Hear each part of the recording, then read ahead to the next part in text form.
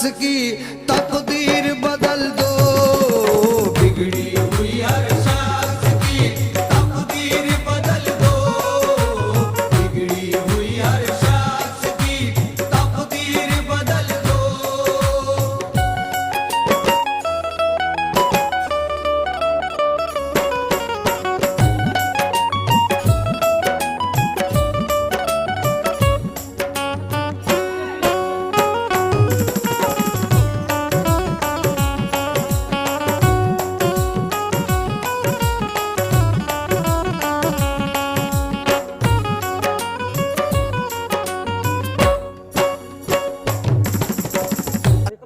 কাটা গলা লেগেছে